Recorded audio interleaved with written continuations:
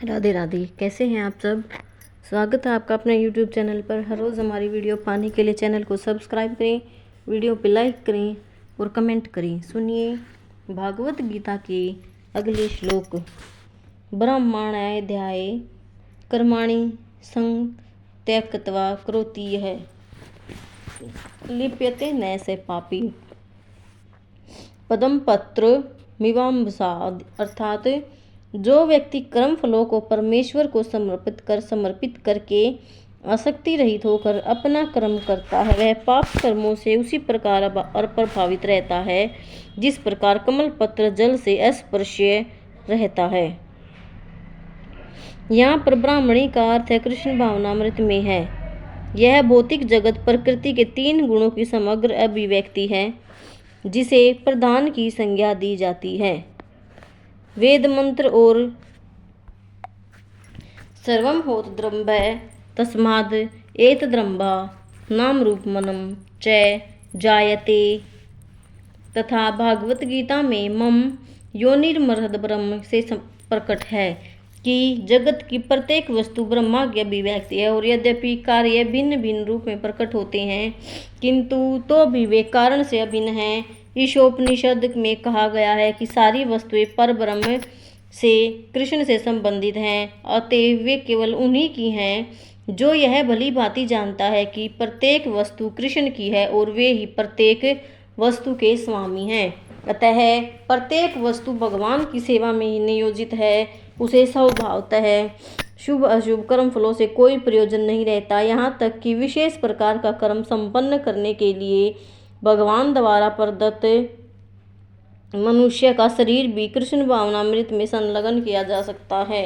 तब यह पाप कर्मों के कल्मश से वैसे ही प्रिय रहता है जैसे कि कमल पत्र जल में रहकर भी भीगता नहीं। कल्मश से वैसे ही प्रिय रहता है जैसे कि कमल पत्र जल में रहकर भी भीगता नहीं। भगवत गीता में कहते हैं, संपूर्ण कर्मों को मुझे समर्पित करो, मतलब कृष्ण को समर्पित करो। तात्पर्य यह है कि कृष्ण भावनामृत विहीन पुरुष शरीर एवं इंद्रियों को अपना स्वरूप समझकर कर्म करता है, किंतु कृष्ण भावना भावित व्यक्ति यह समझकर कर्म करता है कि यह देह कृष्ण की संपत्ति है, अतः इसे कृष्ण की सेवा में प्रवृत्त होना चाहिए। कायेन मनसा बुद्ध्या कैवलेन्द्रिय यैरपि योगिनः कर्म कुर्वन्ति संग त्यक्त्वा तम शुद्धे। अर्थात योगी जन आसक्ति रहित होकर शरीर मन बुद्धि और इंद्रियों के द्वारा भी केवल शुद्धि के लिए कर्म करते हैं। जब कोई कृष्ण भावनामृत में कृष्ण की इंद्रिय तृप्ति के लिए शरीर मन बुद्धि और इंद्रियों द्वारा कर्म करता है तो वह भौतिक कल्मश से मुक्त हो जाता है। कृष्ण भावना भावित व्यक्ति के कार्यों से कोई भौतिक फल प्रकट नहीं होता, अतः सामान्य रूप से सदाचार कहे जाने वाले शुद्ध कर्म कृष्ण भावनामृत में रहते हुए सरलता से संपन्न किए जा सकते हैं। श्रील रूप गोस्वामी ने भक्ति रसामृत सिंधु में इसका वर्णन इस प्रकार किया है। इहा यस्य हरेदार्शिम कर्मणा मनसा गिरा निखिला सौप्य वस्थासु जीवन मुक्त है स उच्यते। अर्थात अपने शरीर मन बुद्धि और वाणी से कृष्ण भावनामृत में कर्म करता हुआ व्यक्ति संसार में भी मुक्त रहता है, भले ही वह तथाकथित अनेक भौतिक कार्यकलापों में व्यस्त क्यों न रहे। उसमें अहंकार नहीं रहता क्योंकि वह इसमें विश्वास नहीं रखता कि वह भौतिक शरीर है अथवा यह शरीर उसका है। वह जानता है कि वह यह शरीर नहीं है, न यह शरीर ही उसका है, वह स्वयं कृष्ण का है और उसका यह शरीर भी कृष्ण की संपत्ति है। जब यह शरीर मन बुद्धि वाणी संपत्ति आदि से उत्पन्न प्रत्येक वस्तु को जो भी उसके अधिकार में है कृष्ण की सेवा में लगाता है तो वह तुरंत कृष्ण से जुड़ जाता है। वह कृष्ण से एक रूप हो जाता है और उस अहंकार से रहित होता है जिसके कारण मनुष्य सोचता है कि मैं शरीर हूँ। यही कृष्ण भावना भावित की पूर्णावस्था है। अगला श्लोक। युक्त है कर्म फलम त्यक्त्वा शांति मापनोति नष्टि किम अयुक्त है काम कारेण फलो सक्तो निबध्यति। अर्थात निश्चल भगत शुद्ध शांति प्राप्त करता है, क्योंकि वह समस्त कर्म फल मुझे अर्पित कर देता है। किंतु जो व्यक्ति भगवान से युक्त नहीं है और जो अपने श्रम का फल कामी है, वह बंध जाता है। एक कृष्ण भावना भावित व्यक्ति और एक देहात्म बुद्धि वाले व्यक्ति में यह अंतर है कि पहला तो कृष्ण के प्रति आसक्त रहता है, जबकि दूसरा अपने कर्मों के फल के प्रति आसक्त रहता है। जो व्यक्ति कृष्ण के प्रति आसक्त रहकर उन्हीं के लिए कर्म करता है, वह निश्चय ही मुक्त पुरुष है और उसे अपने कर्म फल की कोई चिंता नहीं रहती। भागवत में किसी कर्म के फल की चिंता का कारण परम सत्य के ज्ञान के बिना द्वैत भाव में रहकर कर्म करना बताया गया है। कृष्ण श्री भगवान है। कृष्ण भावनामृत में कोई द्वैत नहीं रहता। जो कुछ विद्यमान है वह कृष्ण की शक्ति के का प्रतिफल और कृष्ण सर्व मंगलमय है। अतः कृष्ण भावनामृत में संपन्न सारे कार्य परम पद पर हैं। वे दिव्य होते हैं और उनका कोई भौतिक प्रभाव नहीं पड़ता। इस कारण कृष्ण भावनामृत में जीव शांति से पूरित रहता है, किंतु जो इंद्रिय तृप्ति के लिए लाभ के लोभ में फंसा रहता है, उसे शांति नहीं मिल सकती। यह कृष्ण भावनामृत का रहस्य है। यह अनुभूति कि कृष्ण के अतिरिक्त कुछ भी नहीं है, शांति तथा अभय का पद है।